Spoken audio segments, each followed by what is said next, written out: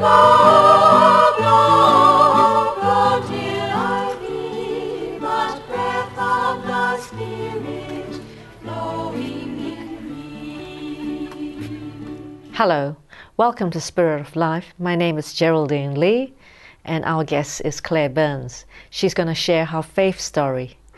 Hi Clare, welcome to the show. Thank you for having me, Geraldine. Yeah, I would like to know more about how you came to know God and, had a conversion. Sure.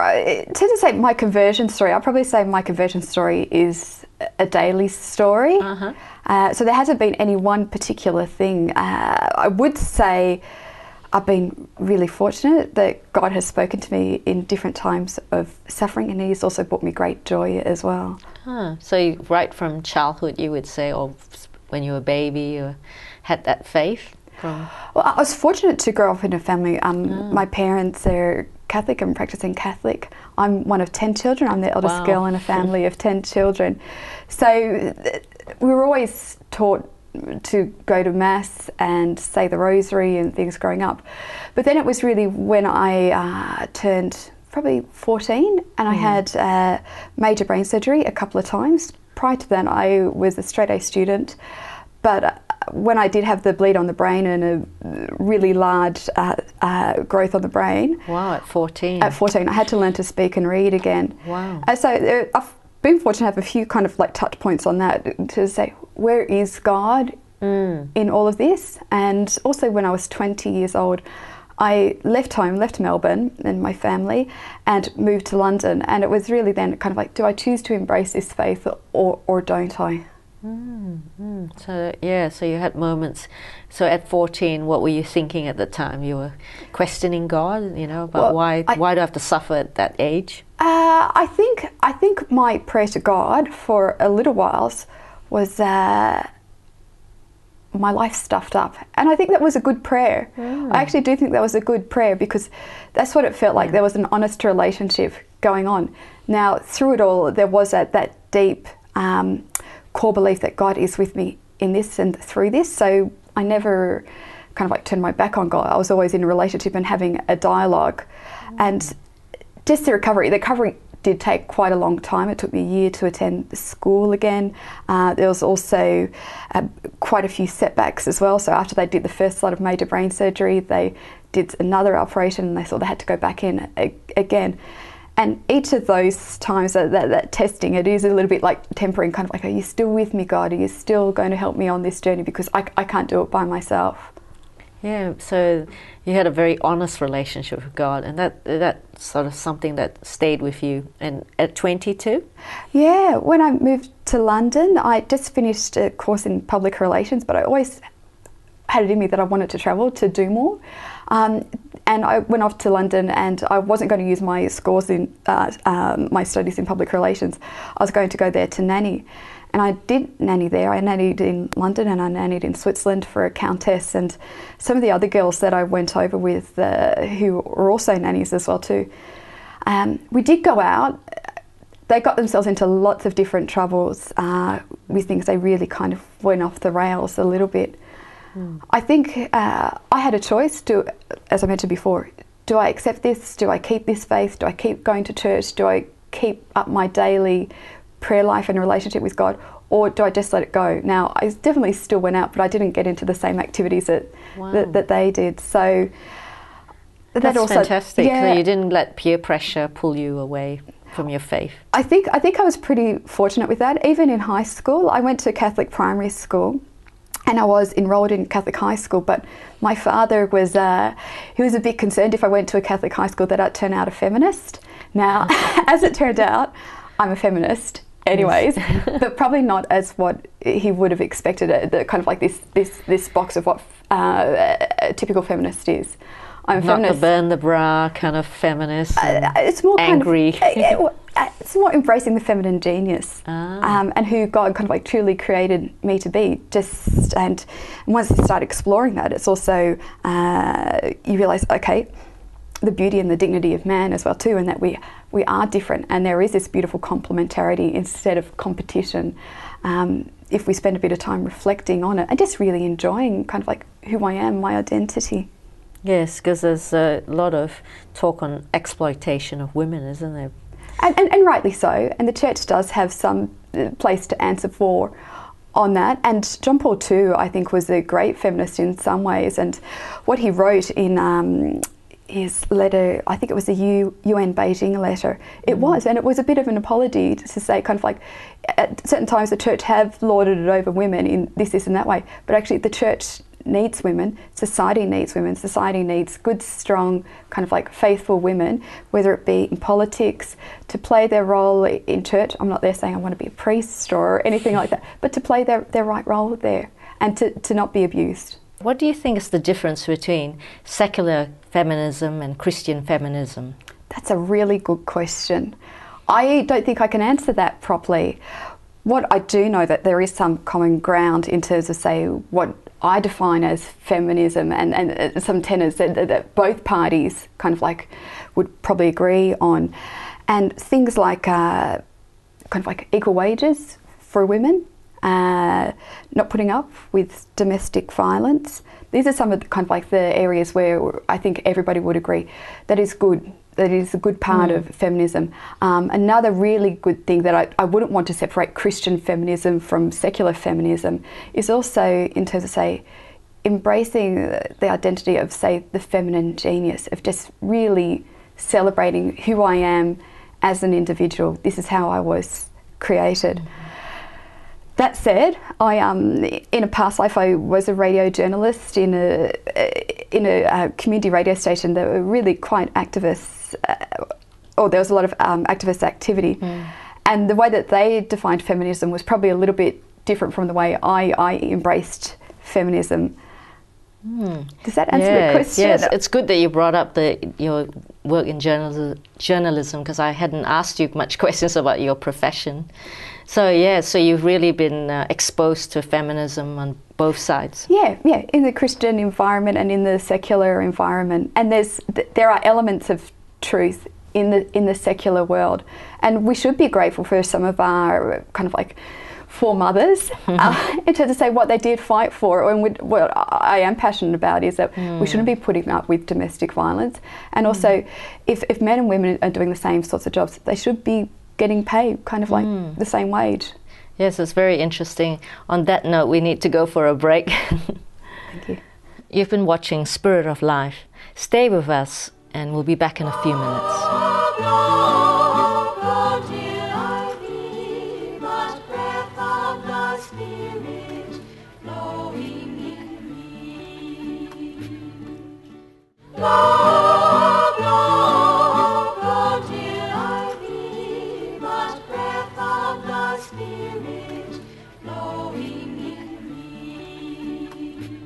Hello, welcome back to Spirit of Life. My name is Geraldine Lee and our guest is Clare Burns. Hi Clare, welcome back to the show. Thanks again. You've been sharing your faith journey and how you've been a journalist. What else have you been doing in your faith journey? Sure. In terms of, say, my faith journey, are you talking about work or outside volunteer work? I suppose in a sense of what you've been passionate about in your life and how God has touched your life, particularly in the area of suffering that, when we were talking about after you had your brain injury, and what happened to you after you were in England? Oh, okay, sure. Well, I was fortunate to live in England, but even before that, I was fortunate to study public relations and also to recover just generally. It's kind of, I think, a bit of God's irony that the part of the brain that had the bleed on it and where a big growth needed to be removed was the area that affected the speech and reading, and I had to learn to speak and read again effectively at 14. Wow. So it's a bit of life's irony that I end up kind of like effectively choosing a career in communications. So I did choose to go to London after studying, and I went to London and worked as a countess and as a nanny, looking after their children. And then I spent a lot of time looking after people with severe disabilities. I was really fortunate to do this type of work. I'd done a bit of volunteer work in that area beforehand, but what they taught me was just phenomenal. Yeah, and you, and how did you, with working for the Countess, how did you, find it? Were you among very rich people, and how did that affect your faith? Sure. To be honest, I decided that if I want to keep this strong faith, then I actually needed to leave that particular role. It was in a very wealthy area in Gestonte in Switzerland. There was snow-capped mountain peaks all around, but I decided that if I stay here, I would probably be eaten up by the system. And maybe it was just where I was at as somebody in their early 20s, because the way that some of the people were spoken to, there was a lot of Filipino servants as such, and they were spoken to really, really poorly. And I knew if I stayed there, it would be the expectation that I would start speaking to them like that as well. I see. And so I tossed it up and I thought, do you know what? I can be in the most beautiful place in the world, but be absolutely miserable because I actually can't treat people with the dignity and respect that they deserve. So it was a hard decision, but I decided, thank you very much. You have some beautiful children. You live in a beautiful part of the world, but I can't continue in this role. So I went back to London and I started doing work with running homes for people with severe disabilities. What definitely wasn't glamorous, yes. but it was great. And it was really in those quiet moments that God really spoke to me, and I really felt a deep sense of peace. And I think if I had stayed in Switzerland working for the Countess, I wouldn't have had that peace. Yes, it's great that you had that. You kind of were protecting your faith, and you had a lot of insight to what was happening. It's great that you. I was really fortunate, and I guess that whole thing of knowing the times to say no as well.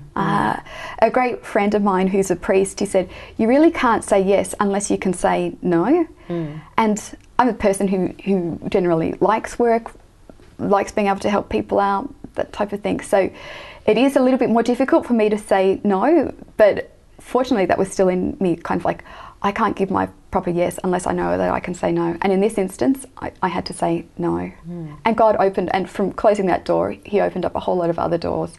And I ended up spending many years working with people with severe disabilities and taking them overseas, whether it be to Africa or to Spain, around England, and then working for Office for Disability in Melbourne as well with the government. So really wonderful journey. Yes, how did you see God in that suffering of the disabled? Yeah, with people with the disability, I'm just the same as them. We're all on a spectrum, kind of like everybody has a disability of some sort, and if you don't think that you do, then you're probably like me, whether or not it's inside your heart or some other place. It was interesting. One lady that I looked after, Linty, she had cerebral palsy, and so it was so severe that she couldn't speak and she only moved involuntarily. But she had a beautiful mind and a big heart, and we would kind of like walk down the streets. I'd be putting her in a wheelchair, or she was sometimes she was able to use her electronic wheelchair and just kind of like tap it different directions. And people would stop me and they'd just say, oh Claire, it's so sad. It's so sad. And they wouldn't even look at Linty. Linty was sitting right there. That was really wrong. And I'd say, no, I'm not quite sure what you're talking about. This is one of the most positive people that I've ever lived with, that I've ever been in relationship with. I was fortunate enough to help Linty, my friend with cerebral palsy, kind of like write poetry, and we did some fundraising, and she got to Africa because it was always one of her dreams to get to Africa. She had friends in London. There's a bit of a pub culture. She wasn't really a drinker, but she liked to be around people. She was a real extrovert. So we'd go to the pubs, we'd go to cafes, she'd write poetry, certainly with assistance and things. But if some people were just going to kind of like look at this, kind of like, oh, it's so sad, kind of like, why did God give this person life? I see. Yes. God absolutely gave this person life for a reason, and maybe it was just to demonstrate to me, just God has a plan in all of this. Yes, and she just made you see the positive side, that you didn't feel any pity for her because her life was very full. Absolutely, absolutely. Yeah, and also she didn't dwell in self-pity either. She chose to live her life. Yeah, we've got to go for a break now. You're watching Spirit of Life. We'll be back after the break.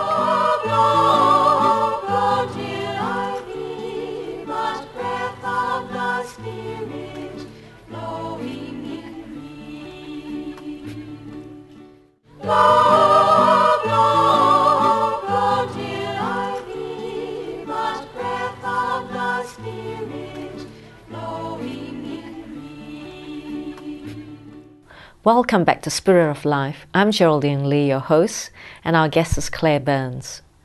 Welcome back, Clare. Thank you, Geraldine. You were sharing about the friend you helped with a disability and how suffering and the topic of suffering came up. Could you share more about suffering and how, in your life and your perspective of suffering? Mm-hmm.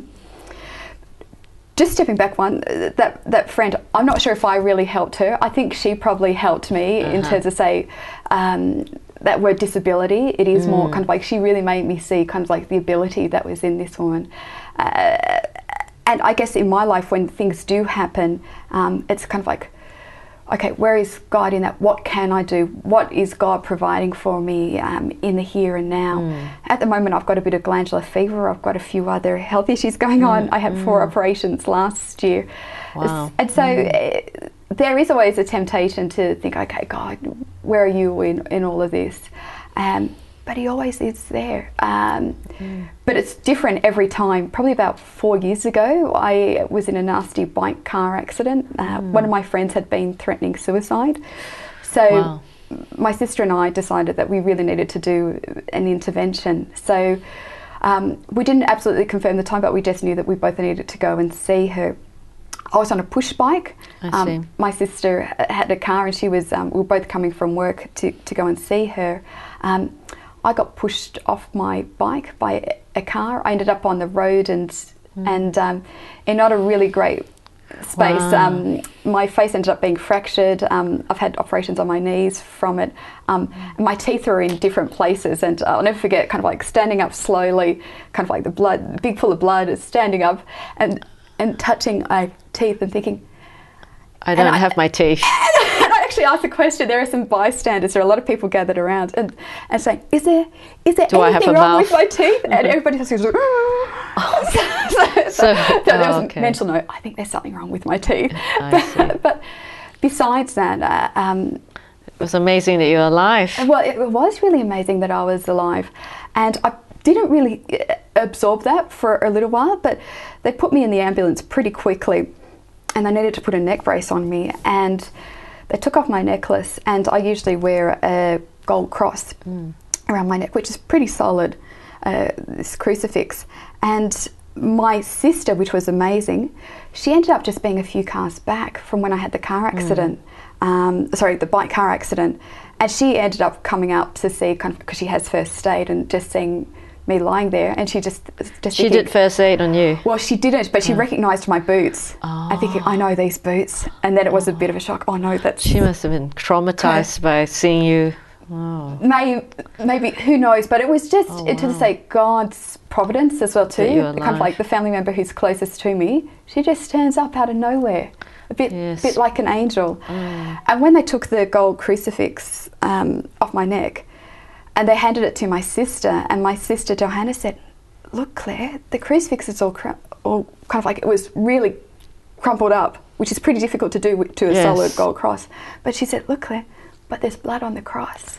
Wow. And so God really must have protected me from a whole lot. So I really think that he took more of the impact. Yes, he was carrying. He really was carrying me. And then it was a really long recovery afterwards, and I still have chronic neck pain as a result. But still, and my teeth did need to be fixed, and that was many months and kind of years to get some nice, nice kept teeth. But it was kind of like, we have a God who makes crooked lines straight, and there were some really good things that came out of that. Certainly for my friend who was thinking about suicide, it was a really big turning point for her. Wow. And for me in my life as well too, how God kind of like will walk with you through it. So sometimes God makes crooked lines straight, and sometimes he even makes crooked teeth straight. Yes. Well, you look so good. One wouldn't believe that you went through an accident because you look perfect to me. Don't look too close, but anyway, God's been pretty faithful. So yeah, thank you very much. Well, these days they can glue your skin together and all sorts of things, can't they? Well, they have, and I needed a good bit of that because the face was pretty smashed. Yeah, but again, with God's providence, that was pretty bad. I looked a bit like a monster for a bit, but by the same token, I did have another reference point. When I was 14 and I had the major brain surgery, kind of like, this wasn't as bad as then. Kind of like God kind of like had given me other reference points, so I didn't need to lose hope. And also I could kind of like dwell on the recovery that I had from that. Kind of like, things will get better. They're not so good at the moment, but they will get better. It might take a while. Stay positive through it. Did you go through stages of anger? You know, they say the stages of grief. Did you go through those? There definitely was. And I also learnt about the miracle of sleep as well, how important that is. Yes. But yeah, there are lots of peaks and troughs. But again, it was good to realise, okay, I had a lot of physical injuries going on. I was getting flowers from people, and people saying, "Oh, Claire, are you okay?" My friend who had maybe some mental health issues going on, she wasn't getting flowers. And a lot of people who have those mental health issues, nobody really brings them flowers. Yes. Nobody kind of like is there or has that same level of compassion. Yes, so, that's a good point. So again, it was really great to see how God was looking after me. And I was certainly thinking and praying for my friend who was going through that. But in a way, you could kind of say... a solidarity with her. A little bit of solidarity, that we were kind of still journeying together. No, your faith journey certainly has been amazing with... Yeah, and what about, were there like religious people around you, like praying for you during that time?